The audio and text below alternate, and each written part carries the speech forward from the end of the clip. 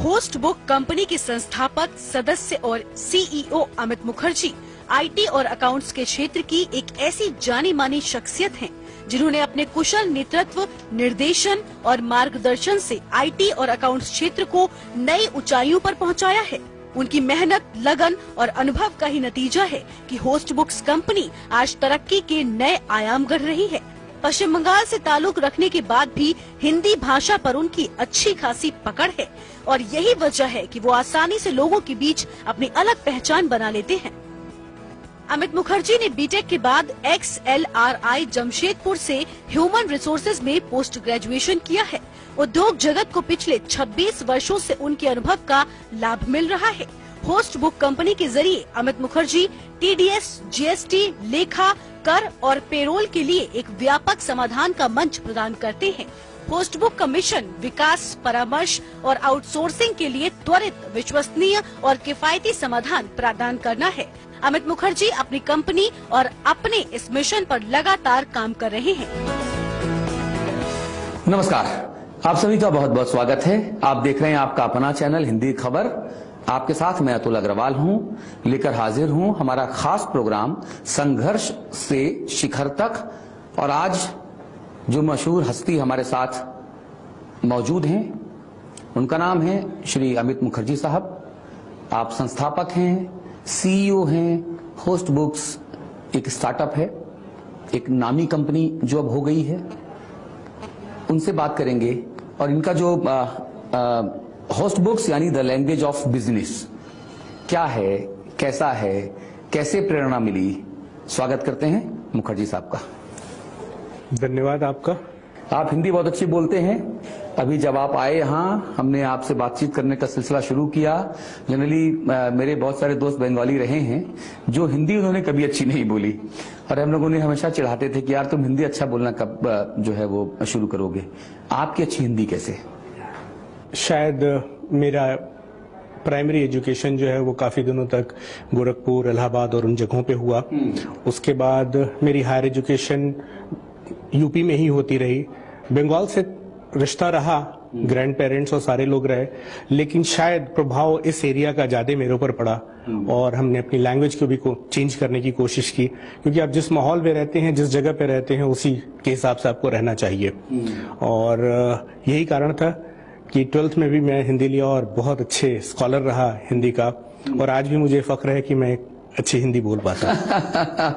हिंदी खबर के 19 करोड़ दर्शक जो 3 DTH केबल प्लेटफॉर्म्स, डिजिटल माध्यम पर आपको इस वक्त देख पा रहे हैं, उनको आप अपनी इस स्टार्टअप के बारे में क्या कहना चाहते हैं? मैं जब गूगल कर रहा था तो मैंने देखा कि आप अमेरिका तक और दूसरे देशों तक आपके जो प्रोडक्ट्स हैं वो पसंद किए जाते हैं।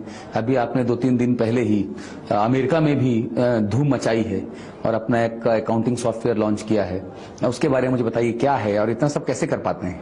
पिछले विगत कई सालों से हम यूएस मार्केट में अकाउंटिंग और सॉफ्टवेयर में हम काम कर रहे हैं। हम इंट्यूट के प्रीमियर रीसेलर भी वहां पे रहे, और आज भी हमारे पास एक बहुत बड़ा डेटाबेस, बहुत अच्छा क्लाइंटल हमारा यूएस में है, जिनके लिए हम अकाउंटिंग के काम करते हैं, बुक कीपिंग का काम करते हैं। और 2016 में जब श्री मोदी जी का प्लान GST के ऊपर आया, तो हमें लगा कि हमें इंडिया के लिए भी, अपने लोगों के लिए भी कुछ करना चाहिए, और हमने फिर GST के सॉफ्टवेयर के ऊपर काम करना स्टार्ट किया। हमें प्रेरणा मिली उन लोगों से, GST काउंसिल के लोगों से। हमारे जो दूसरे फाउंडर हैं वो खुद एक CA हैं। तो एक ये बड़ा लीथल कॉम्बिनेशन था टेक्नोलॉजी का और सब्जेक्ट मैटर एक्सपर्ट का। हमने इसमें काम स्टार्ट किया और बहुत जल्दी हमने रियलाइज किया कि एक बहुत बड़ा ओशन है। लोग बहुत कुछ जानना चाहते हैं और उनको वो जानकारी मिल नहीं पा रही है। उस जानकारी ना मिलने की वजह से वो इधर उधर भागते हैं, उनको गलत इन्फॉर्मेशन मिलती है। अभी एक वर्ल्ड बैंक की न्यूज आई हुई थी जिसमें लिखा था 85% लोगों ने जो अपने GST फॉर्म को डाला वो गलत था। इसका मतलब या तो वो सॉफ्टवेयर में कमी थी या लोगों की जानकारी नहीं थी, कहीं ना कहीं कोई दिक्कत थी जिसकी वजह से उन्हें लगता है कि वो सही डायरेक्शन में नहीं जा पा रहे थे। इस चीज को ध्यान में रखते हुए हमने अपने प्रोडक्ट के ऊपर लॉन्च किया और हम इस स्टेज में पहुंचे हैं कि हमारा अकाउंटिंग सॉफ्टवेयर, जो कि यूएस में भी हमने लॉन्च किया 19 को, और बहुत पसंद किया जा रहा है वहाँ के लोगों के द्वारा। इंडिया में भी सीए फर्टर्निटी के द्वारा हमारे अकाउंटिंग सॉफ्टवेयर को बहुत पसंद किया जा रहा है। ये एक क्लाउड बेस्ड है जिसके बारे में मैं आपको डिटेल में भी बताने की कोशिश करूंगा। जीएसटी, ई-वे बिल, टैक्स सारा क्लाउड बेस्ड है। 24/6 का हमारा सपोर्ट रहता है। मोटिव हमारा है कि हम अपने लोगों के लिए ये जो एक प्रॉब्लमेटिक चीज बनी हुई है उसको सिंपल साधारण शब्दों में हम लोगों को कैसे बता पाएं और कैसे समझा पाएं ताकि वो इस प्रॉब्लम से, इस समस्या से वो बाहर निकल पाएं। ये एक हमारी थॉट प्रोसेस थी और इसके बाद हमने 2017 में हमने अपना प्रोडक्ट जनवरी में लॉन्च किया और तब से हम इसमें कंटिन्यूअस आगे बढ़ते चले जा रहे हैं। अच्छा रिस्पांस आपको कहाँ मिल रहा है, देश के भीतर या देश के बाहर? देश के बाहर हमारी क्लाइंटल एकदम डिफरेंट है। वहां पे अकाउंटिंग के ऊपर लोग ज्यादा ध्यान देते हैं। इंडिया में जीएसटी एक ऐसी चीज है जो कि एक नई आई हुई है, लोगों की जानकारी नहीं है। ई-वे बिल के बारे में लोगों को मालूमात नहीं है, वो और जानना चाहते हैं, वो अपनी क्लैरिफिकेशन चाहते हैं। लेकिन शायद अभी हम उतने तैयार नहीं हुए हैं कि हम इतनी क्वेरीज को एक साथ हैंडल कर पाए। लगभग 1.5 करोड़ कस्टमर्स हमारे रजिस्टर्ड हैं और सिर्फ उसमें से 6 या 10% ऐसे होंगे जिन्हें मालूम है कि उन्हें करना क्या है। तो मैं इन दोनों को कंपेयर नहीं करूंगा। वहां की यूएस का बिजनेस इज एंटायरली डिफरेंट। वहां का क्लाइंटल अलग है, वहां के लोग अलग हैं, वहां की थॉट प्रोसेस अलग है, वो एक डिफरेंट तरीके से चलते हैं। अगर मैं भारत की बात करूं, इंडिया की बात करूं, तो शायद ये अपना देश है। ये हमारी रिस्पॉन्सिबिलिटी, ये हमारी मॉरल वैल्यूज होती हैं कि हम अपने लोगों को ज्यादा से ज्यादा सपोर्ट दें और उनको इस समस्याओं से बाहर निकालें। हाँ, दोनों ही चीज हमारे लिए इंपॉर्टेंट है, लेकिन मैं कंपेयर नहीं करना चाहूंगा। अच्छा, अपने बारे में जरा कुछ बताइए। कहाँ के आप रहने वाले हैं, क्या आपने एजुकेशन हासिल की है, कैसे इस क्षेत्र में आप अपने आप को लेकर आए, घर पे कौन कौन है, सब कुछ? मैं अपना स्टार्ट करता हूँ मेरी प्राइमरी एजुकेशन से। मेरी 10वीं और 12वीं शिक्षा गोरखपुर के पास एक जगह है देवरिया, वहाँ से मैंने की। यूपी बोर्ड का मैं वन ऑफ द टॉपर्स में से था। शायद 86 में मेरे फिजिक्स में इतने नंबर थे कि 4 साल लगे थे लोगों को उसको ब्रेक करने के लिए। थोड़ा सा पढ़ाई में अच्छा था शुरू से। अच्छा, बंगाली पढ़ाई में अच्छे होते हैं। मेरे साथ जितने भी बंगाली रहे, चाहे मेरे को वर्कर रहे, चाहे मेरे रूम पार्टनर्स रहे अलग अलग एजुकेशनल इंस्टीट्यूट्स में, वो बहुत पढ़ाकू थे। तो आपको देख के और आपकी पर्सनालिटी को और मोटे चश्मे को देख के लगता है कि आप भी पढ़ाकू रहे। ये उम्र का तकाजा है। जी। के बाद हाँ। मेरे फादर वहाँ पे एक क्रिमिनल लॉयर थे और बड़ी अच्छी प्रैक्टिस उनकी थी और काफी उनका सम्मान था उस शहर में। फिर मैंने अपनी इंजीनियरिंग की, मैकेनिकल इंजीनियरिंग की। फाइनल ईयर में मैं ऑटो लाइन में बहुत ज्यादा इंटरेस्टेड था और लोग शायद ये भी मानते थे कि मेरी उस लाइन में इंटरेस्ट बहुत अच्छा है। लेकिन कुछ ऐसा अनफॉर्चुनेट हुआ, पता चला कि मैं कलर ब्लाइंड हूँ और उसने मेरी लाइफ को थोड़ा लेफ्ट एंड राइट कर दिया। लेकिन हिम्मत नहीं हारा। मैं हमेशा कभी भी हिम्मत हारने वालों में से नहीं हूँ और जॉब करना स्टार्ट किया। 2-3 कंपनी में जॉब किया। जॉब करने के बाद इसी बीच मेरे फादर को हार्ट अटैक हुआ तो मैं उनको देखने अपने शहर गया। कुछ दिनों तक उनके पास रहा। मैरिज हुई, लेकिन अनफॉर्चुनेटली कुछ ही महीनों के बाद उनकी डेथ हो गई। लगभग 23 साल हो चुके हैं।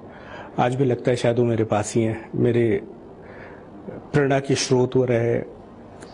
कभी भी उन्होंने मेरे को किसी चीज़ के लिए मना नहीं किया और जब मैं वो शायद उस समय उनके पास पहुंचा तो वो कभी रेडी नहीं थे कि मैं उनके पास रहूं, मैं अपनी लाइन में ही जाऊं। बट एज अ सन ये मेरी रिस्पॉन्सिबिलिटी थी जो उन्होंने मेरे लिए किया हुआ था कि शायद मैं कुछ कर पाता। लेकिन वो एक अर्ली डेज थे जिसमें सबसे अधिक आपको अपने पेरेंट्स की जरूरत पड़ती है और शायद उसी समय मैंने अपने फादर को खो दिया। समय चलता गया। उसके बाद मैंने एक्सेलराई से अभी एक HR में ह्यूमन रिसोर्स में किया।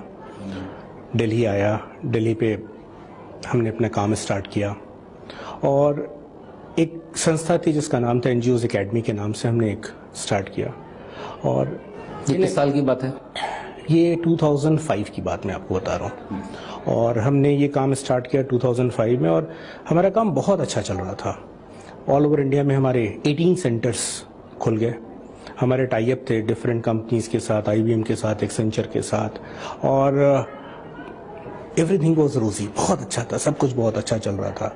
हम 100% एम्प्लॉयमेंट अपने कैंडिडेट्स को देते थे और एम्प्लॉयमेंट होती भी थी।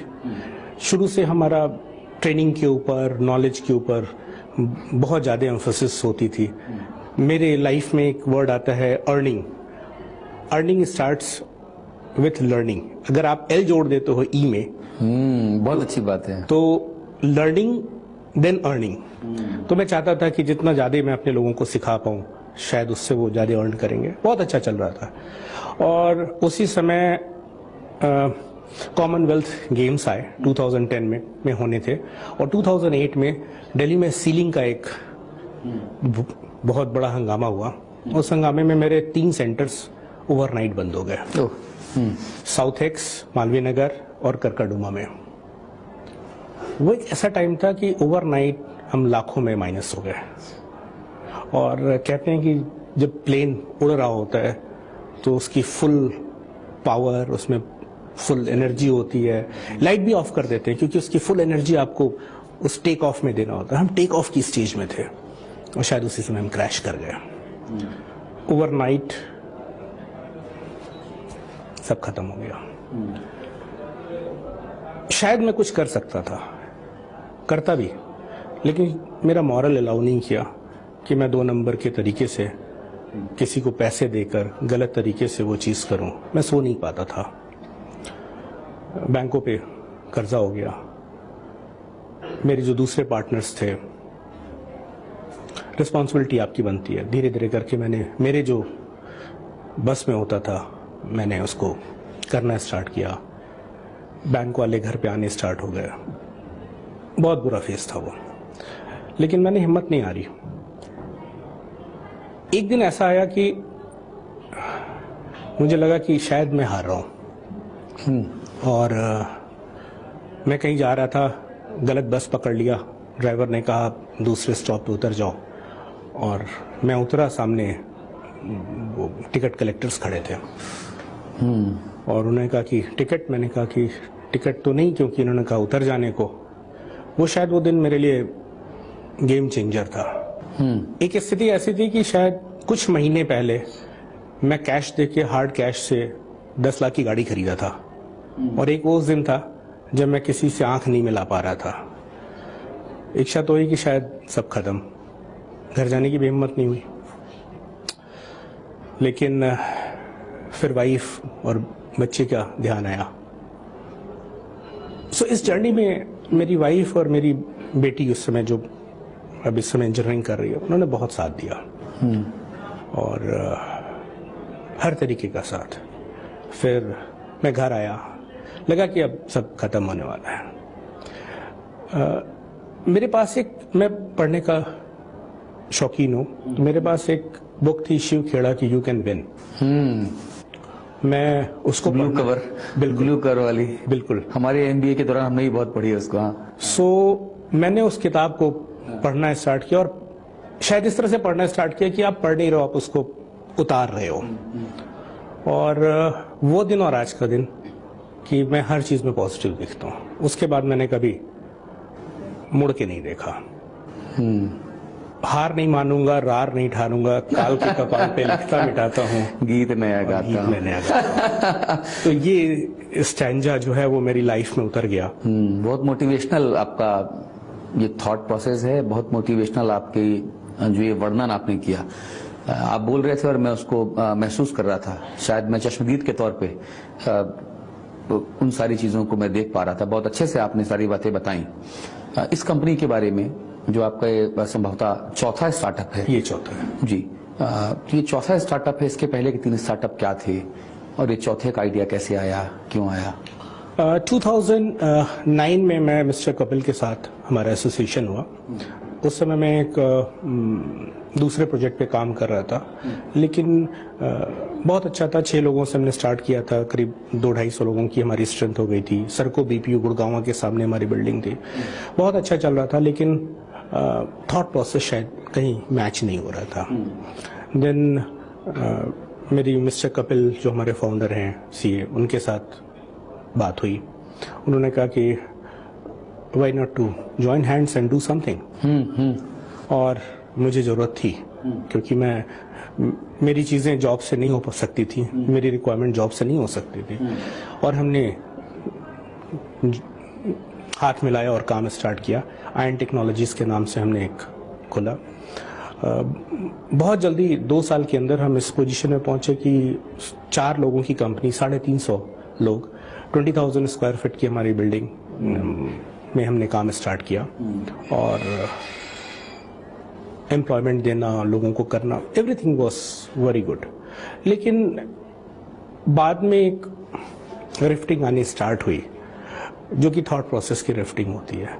शायद हम दोनों कोई इलीगल काम, गलत तरीके से अर्निंग, पैसा सबके लिए जरूरी है, लेकिन एक लेजिटिमेट मनी से जो आपको अंतरात्मा में खुशी होती है, वो शायद इलीगल रूप में कमाए हुए धन से नहीं होती है। और यही एक वो कारण था कि हमने होस्ट बुक्स का लॉन्च किया। जब हमने लॉन्च किया फिर वही स्थिति थी, हम जीरो पे थे और हमारे पास कुछ नहीं था। लेकिन शायद एक हौसला था, वन साइडेड टारगेट थी कि हमें कुछ करना है। और उनके पास अकाउंटिंग का एक्सपीरियंस था, मेरे पास टेक्निकल और बाकी बैकएंड के ऑपरेशंस के थे। और हम जुड़े तो पहले से थी, इसको एक नया प्रोजेक्ट को दिया और बहुत जल्दी हम यूएस में अकाउंटिंग के काम में, बुक कीपिंग के काम में हम काफी आगे निकल गए। कितने एम्प्लॉय आपके पास हैं, कितना टर्नओवर आप कर पा रहे हैं? इस समय हमारे पास 150 एम्प्लॉइज ऑन रोल हैं। बड़ी बात है। और हमारा एक ऑफिस माउंटेन व्यू कैलिफोर्निया में भी है। Very good. और हम ये टारगेट करते हैं कि वहाँ पे हम और भी लोगों को एम्प्लॉयमेंट दे पाएं। सबसे खुशी की बात यह है कि जितने 150 एम्प्लॉइज हैं हमारे साथ, ये 5 साल, 4 साल, 3 साल से हैं। एक नॉर्मल हमारी बारे में ये कहा जाता है, या तो 15 दिन या तो 15 दिन में भाग जाएगा, और रुकेगा तो फिर वो लॉन्गर ड्यूरेशन में रुकेगा, क्योंकि अच्छा साइन होता है। तब तक वो आपको समझ पाता है और वो कह पाता है कि हाँ, हमें काम इनके साथ करना है कि नहीं। इसी मोटिव के साथ हमने होस्ट बुक्स को किया और आज भी हम फंडामेंटली क्लियर हैं कि हमें सोसाइटी को कुछ देना है। अभी रिसेंटली आपने एक न्यूज आई होगी जिसमें आपने सुना है कि लगभग 3 लाख एम्प्लॉयमेंट जीएसटी के द्वारा टेम्पोररी आने वाला है। इसके लिए हमने टारगेट किया हुआ है। हम प्लान कर रहे हैं कि जितने बच्चों को हम एम्प्लॉयमेंट दे पाए, उसके लिए हम डिफरेंट सिटीज में अपने चैनल पार्टनर्स बना रहे हैं, लोगों को आमंत्रित कर रहे हैं, छोटे छोटे जो इंस्टीट्यूट्स हैं उनको आमंत्रित कर रहे हैं कि वो जीएसटी की ट्रेनिंग वहाँ पे कराएं। हम उनको training material, online facility, if required हम हमारे ट्रेनर वहाँ जाके उनको बता भी सकते हैं। और वो बच्चे जो अच्छे होंगे उनको हम फिर हायर भी करेंगे। और इट्स अ बिग प्रोजेक्ट जिसको मैं सोचता हूं कि शायद ये हमारा अकेले का प्रोजेक्ट नहीं है। इसमें डिफरेंट ऑर्गेनाइजेशन, जिसमें ICAI की भी जरूरत पड़ेगी और एम्प्लॉयमेंट लोगों की भी जरूरत पड़ेगी। अभी हमने कल एक प्रोग्राम ऑर्गेनाइज किया था दिल्ली गवर्नमेंट की हेल्प से, जिसमें एम्प्लॉयमेंट देने के लिए। तो we are working on that. हमारा मोटिव सिर्फ अर्निंग मनी नहीं है, हमारा मोटिव है राइट डायरेक्शन में अपने लोगों को एम्प्लॉयमेंट देखिए, और जो प्रॉब्लम है, जो समस्याएं आई हुई हैं, जो लोगों को क्लैरिटी नहीं है, हम उनको दे पाएं। क्या टर्नओवर हो गया और कितने वर्ष में? लगभग 40 करोड़ के आसपास की हमारी टर्नओवर है और पिछले 3-4 सालों से हम कंटिन्यूअसली इसके आसपास हम चल रहे हैं और वी होप कि आगे हम और प्रिंसिपली क्या आप इथिक्स फॉलो करते हैं जब आप कंपनी चलाते हैं, जब आप कुछ करते हैं, तो क्या मन में विचार रहता है, क्या इम्पोर्टेंट है? जैसे हमारे लिए व्यक्तिगत तौर पे मैं मानता हूं कि मैं RRR थ्योरी पे बहुत भरोसा करता हूं। हिंदी में कहें तो सबसे ऊपर सम्मान, रिस्पेक्ट, फिर पहचान, रिकॉग्नाइजेशन, नंबर 3 पैसा, रिन्यूमरेशन। तो सम्मान, पहचान, पैसा, इंग्लिश में RRR थ्योरी। ये मेरा एक्सपीरियंस है और उस एक्सपीरियंस से मैं 20 वर्ष हो गए मीडिया में, तो उस एक्सपीरियंस से मैंने ये हासिल किया कि सम्मान, पहचान और पैसा ये इसी क्रम में आए तो टिकते हैं और व्यक्ति भी टिकता है। आपकी कोई ऐसी फिलॉसफी? नहीं, मैं आपकी इस बात से पूर्णतः सहमत हूँ और शायद इसी वजह से एक दो जगह से जो हम लोग की थॉट प्रोसेस का मिसमैच हुआ वो इन्हीं कारणों से हुआ। आज भी हम अपने कस्टमर को कुछ भी कहते हैं, money is last, first is your pride. और सेल्फ प्राइड कब आता है? जब आप सही हो, आप राइट डायरेक्शन में मूव कर रहे हो। मैं आपको यहाँ पर बताना चाहूंगा, ये ऑर्गेनाइजेशन हमारी सेल्फ फंडेड है, हमने किसी से भी कोई भी फंड्स नहीं ले रखे हैं। बहुत महत्वपूर्ण बात है, जीरो लायबिलिटी की बहुत कंपनी है। महत्वपूर्ण बात है। और एक उस स्टेज पे जब हमारे पास कुछ नहीं था, हमारे 6 इंपॉर्टेंट लोग थे, लोग साथ नहीं देना चाहते थे, फिर भी वो लोग हमारे साथ थे, उन्होंने जो साथ दिया। आज भी हमारे employees, I vouch for them, I can do anything for them, at the same goes with them. वो भी, उनके साथ भी ऐसा ही है। शायद ये पारिवारिक माहौल, एक आपस का रिलेशनशिप, आपको जान के बहुत आश्चर्य होगा कि जीएसटी सॉफ्टवेयर में जब ये लॉन्च हुआ तो करीब 25-30 कंपनियां इस सॉफ्टवेयर को बनाने के लिए आगे आई। आज की डेट में सिर्फ कुछ कंपनियां हैं जो सॉफ्टवेयर को बना पा रही हैं। उसके पीछे रीजन ये है कि जीएसटी में डेली चेंजेस आ रहे हैं, अभी ये स्टेबलाइज नहीं हुआ है। एज पर द रिक्वायरमेंट, बाहर से रिक्वायरमेंट आती है, कभी वो 5% हो जाता है, कभी कोई लॉ चेंज हो जाता है, कभी वो 3 महीने के बाद 1 महीने के अंदर रिटर्न सबमिट करना है।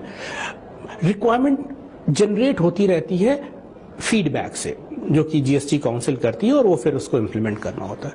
नाउ बिकॉज ये फिक्स्ड नहीं है, ये रेगुलर रूटीन में ये चेंजेस हो रहे होते हैं, उस रेगुलर रूटीन को सॉफ्टवेयर में इम्प्लीमेंट करके अपने कस्टमर्स तक पहुंचाना, ये एक बहुत ही रिस्पॉन्सिव और महत्वपूर्ण कार्य है। और ये हम कर पाते हैं बिकॉज डेडिकेटेड टीम है हमारे पास। वो शायद ये समझती है कि ये उनका काम है, वो न सिर्फ कंपनी की चीज को समझती है, वो ये समझती है कि अगर मेरा एक कस्टमर एक दिन डिले हो गया तो उसको कितना नुकसान हो सकता है। तो अपनी सारी प्रायोरिटीज को छोड़कर वो लगते हैं और ड्यू डेट के टाइम पे, फ्राइडे को आया हुआ अपडेट मंडे मॉर्निंग को हम लाइव कर सकते हैं। So I am really blessed in that way. जी, आप पूर्वांचल से हैं, बागी बलिया भी आपके देवरिया के बहुत करीब है। बहुत सारी क्रांतियां पूर्वांचल और बिहार से ही हुई हैं। आजादी की लड़ाई से लेकर आज तक लगातार जो राजनीतिक बगावत का जो दौर है वो पूर्वांचल और बिहार से ही आया है। जीएसटी को लेकर भी बहुत वाद विवाद की स्थितियां रहती हैं, बहुत भ्रम की स्थितियां रहती हैं। चूंकि आप पॉलिटिकली बहुत अवेयर है, जितना टेक्नोलॉजिकली और ये सिस्टम में आप रचे बसे हैं, उतना राजनीतिक तौर पे भी आप बहुत अवेयर हैं, होना चाहिए। जीएसटी को लेकर जो वाद विवाद चलता है देश में, उस पर क्या सोचते हैं, क्या कहते हैं? पहले तो ये चीज मैं क्लियर करना चाहूंगा कि जो भी स्टेटमेंट है ये पॉलिटिकल नहीं है। अगर आप इसको सही मायने में देखें तो एंड यूजर को बहुत फायदा है, क्योंकि इसके ऊपर जो कैस्केडिंग ऑफ टैक्सेशन, जिसको एक के ऊपर एक लगने वाला जो टैक्स कहा जाता है, वो खत्म हो चुका है। पहले ढेर सारे टैक्सेस थे, पता चला कि आप जाते हो, आपको एक सी फॉर्म लेना है, ये करना है, वो करना है, वो सारी समस्याएं हल हो चुकी हैं। लेकिन जब अज्ञानता होती है, जब जिस चीज के बारे में नॉलेज नहीं होता है, तो वहां पे बहुत भ्रम उत्पन्न हो जाता है। शायद हम इस भ्रम को लोगों तक पहुंच के बता पाएं, उनकी समस्याओं का समाधान कर पाएं, तो हम उस स्टेज में होंगे, उस स्थिति में होंगे कि हम इसको बेहतर रूप से एग्जीक्यूट कर पाएं, आखिरी लोगों तक पहुंचा पाएं। और इसका फायदा शायद बड़े लोगों को नहीं होगा, उन जनता को ज्यादा होगा जो कि इसके एंड यूजर हैं, जो गांव में रह रहे हैं, उनका विकास, जो छोटे छोटे व्यापारी हैं। कहीं ना कहीं लगता है कि गड़बड़ी है, बट कुछ दिनों बाद आपको महसूस होना स्टार्ट होगा कि इससे फायदा कितना हो रहा है। शायद आज भारत में हर प्रांत में आज जीएसटी एप्लीकेबल है, वो चाहे बीजेपी की गवर्नमेंट हो या किसी की भी गवर्नमेंट हो, सबने अप्लाई कर रखा है और सभी की एक ही उम्मीद है कि इसको कितने अच्छी तरह से कर पाए। हाँ, जीएसटी एक कॉम्प्लिकेटेड चीज है, शायद आप इसको मैनुअली नहीं कर सकते, आपको इसको एक सॉफ्टवेयर या गवर्नमेंट की पोर्टल से ही आपको करना पड़ेगा, या आप खुद सीख लें उसको, आप जानना चाहते हैं तो उसके बैकएंड में जाने की आपको जरूरत नहीं है। आप फ्रंट एंड पे अपनी डाटा को एंटर करते रहे, आप अपने बिल को डालते रहे और वो समय के हिसाब से वो आपको रिजल्ट्स दे देगा। आप किसी से भी करें, लेकिन आपके रिजल्ट्स बहुत अच्छे आएंगे अगर आपने इस चीज को अपने में समावेश कर लिया तो। लोग आप तक पहुंचे कैसे?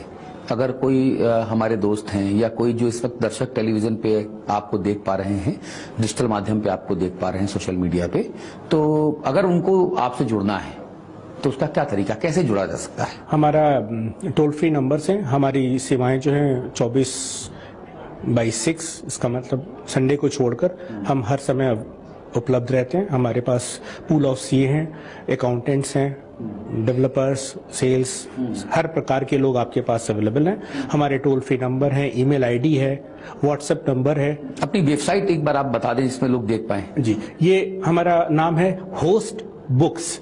होस्ट मतलब आपने रखा हुआ, बुक्स होती हैं किताब, तो इन दोनों का एक समावेश है कि hostbooks.com के ऊपर आपको मिल सकता है।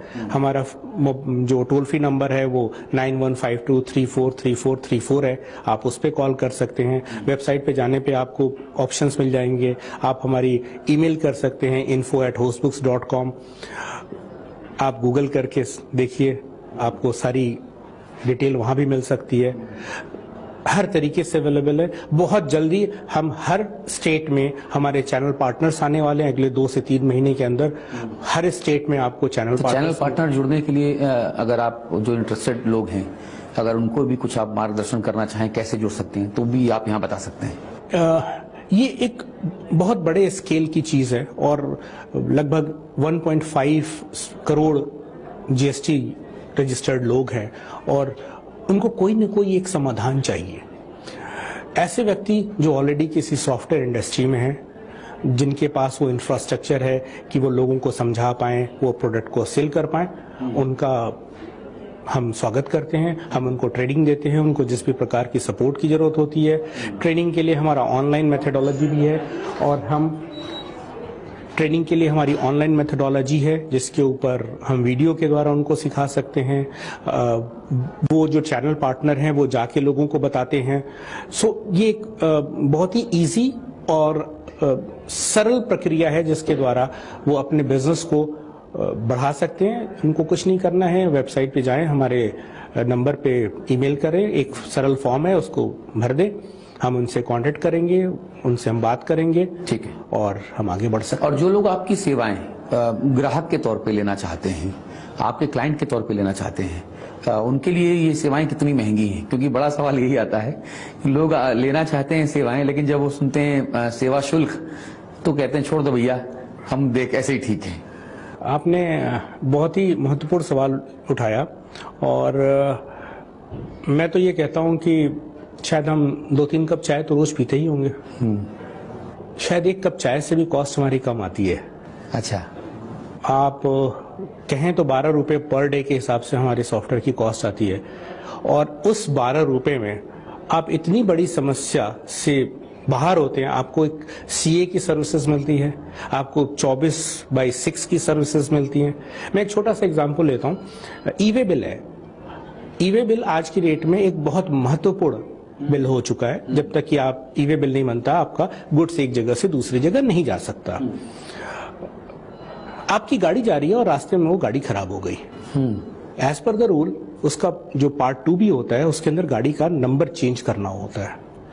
मुझे नहीं लगता कि ड्राइवर इतना कॉम्पिटेंट होता है कि वो इस चीज को कर पाए। ना ही वो अपने मालिक को रात में 3 बजे कॉल करेगा कि मेरी गाड़ी फंस गई है, और अगर कर भी लेता है तो वो बंदा क्या करेगा? आपका कंसर्न बंदा जो इस चीज को कर रहा है उसकी भी एक वर्क लाइफ बैलेंस है, वो रात के अंदर आपका फोन नहीं उठा सकता। इमेजिन आपने सिर्फ 12 रुपए पर डे के ऊपर आपने एक ऐसी सर्विसेज ली हुई है कि आप 24/6 आपका ड्राइवर कॉल करता है हमें, मेरा अकाउंटेंट उसको बताता है। हमारे पास ऐसी भी सुविधाएं हैं कि हम आपके मोबाइल का रिमोट ले सकते हैं और उसको समझा सकते हैं कि अब इस बटन को दबाओ और ये भरो। Okay, so with in fraction of minute आपका वो काम सुचारू हो जाता है और आपकी गाड़ी फिर से चलनी स्टार्ट हो जाती है। आप दूसरे साइड में देखें कि जो गाड़ी खड़ी हो गई, एक दिन भी खड़ी हो गई, तो आपका लाखों का माल, हजारों रुपए डैमेज और उसमें चला जाता है। तो एक अच्छा बिजनेसमैन तो मुझे कभी नहीं लगता कि वो 12 रुपए से अपने लाखों रुपए का सेट ऑफ करेगा। जी मुझे लगता है आज की डेट में इससे अच्छा ऑफर जी शायद नहीं होगा। जी अब जब मैं आपके बारे में पढ़ रहा था और गूगल में देख रहा था आपकी वेबसाइट, उसमें लिखा हुआ था एक्रीडेशंस में NSDL, Amazon, pool of CA, है ना, नेस्कॉम, माइक्रोसॉफ्ट, ये क्या है? ये लोग भी आपके सॉफ्टवेयर यूज कर रहे हैं ऐसा? नहीं, मैं आपको एक एक करके इनके बारे में बताता हूँ। मैं संक्षेप में आपको बताता हूँ। Amazon के ऊपर हमारी सारी होस्टिंग है और ये बहुत ही सिक्योर्ड एनवायरनमेंट होता है और आपकी स्पीड बहुत ही अच्छी होती है। इस समय वर्ल्ड का वन ऑफ द बेस्ट में Amazon सर्विस मानी जाती है। हम उनके एक पार्टनर भी हैं। इसके बाद आता है NSDL। NSDL के द्वारा हमारे जितने भी प्रोसेसेस हैं वो NSDL द्वारा अप्रूव्ड हैं और उनके रूट होकर ये जाता है। नेस्कॉम एक बहुत बड़ी संस्था है इंडिया की। लगभग मोर देन 20 लाख आज की डेट में सॉफ्टवेयर कंपनीज हैं और नेस्कॉम के करीब आई थिंक इस समय लेस देन 3000 लोग हैं जो कि नेस्कॉम के में रजिस्टर्ड हैं। एंड आई एम लकी कि हम नेस्कॉम के मेंबर हैं और ये कहते हुए हमें बहुत अच्छा लगता है। इसके बाद हमारा आता है पूल ऑफ अकाउंटेंट्स। जिस काम को हम कर रहे हैं, जब तक हमारे पास CAs नहीं है और अकाउंटेंट नहीं है, हम अपने एंड यूजर की जो इसका यूजर है हम उसकी समस्याओं का समाधान नहीं कर सकते। इसलिए हमारे पास इस प्रकार के लोग हमेशा हमारे पास अवेलेबल रहते हैं 24/6 और जिसके द्वारा हम आपको बेहतर से बेहतर सर्विसेज देने के लिए। ठीक है। इंटरव्यू के आखिरी हिस्से में अगर आपको लगता है कि मैं ऐसा कोई सवाल जो नहीं पूछ पाया और वो आपको बताना जरूरी है हमारे 19 करोड़ दर्शकों के लिए, तो आप कैमरे की तरफ है, कैमरा आपकी तरफ है, आप बात कर सकते हैं। मैं बस ये कहना चाहूंगा कि अकाउंटिंग, GST, ई-वे बिल ये एक ऐसा चीज है जिसके लिए हमारे श्रोताओं को और हमारे दर्शकों को परेशान होने की कोई जरूरत नहीं है। हम आपसे एक जस्ट क्लिक, एक कॉल से दूर हैं। जब आपको समस्या लगे आप हमें कॉल कीजिए और हम आपकी सेवा में उपलब्ध रहेंगे। बहुत बहुत धन्यवाद। हमारे 19 करोड़ दर्शक जरूर लाभान्वित होंगे और आपका ये जो स्टार्टअप है हाउस बुक्स, इसको नए क्लाइंट मिलेंगे। हिंदी खबर के जरिए लोग प्रभावित होंगे आपकी बातों से, आपसे जुड़ेंगे। ये हमारी शुभकामनाएं भी हैं और ये हमारी आशाएं भी हैं। बहुत बहुत धन्यवाद हिंदी खबर का हिस्सा बनने के लिए, हिंदी खबर से जुड़ने के लिए और अपना वक्त देने के लिए। तो अगले हफ्ते फिर किसी और शख्सियत के साथ हम करेंगे बातचीत। संघर्ष से शिखर तक पहुंचना जरूरी है। वो कहते हैं ना कि कोशिश करने वालों की कभी हार नहीं होती और इसी के आगे है कि बिना संघर्ष के जय जयकार नहीं होती। तो संघर्ष जरूरी है। अगर आप जिंदा हैं तो जिंदा नजर आना जरूरी है। हार जीत तो लगी रहती है। ये भी कहते हैं कि गिरते हैं शहसवार ही मैदान जंग में, वो तिफल क्या गिरे जो घुटनों के बल चले। नमस्कार।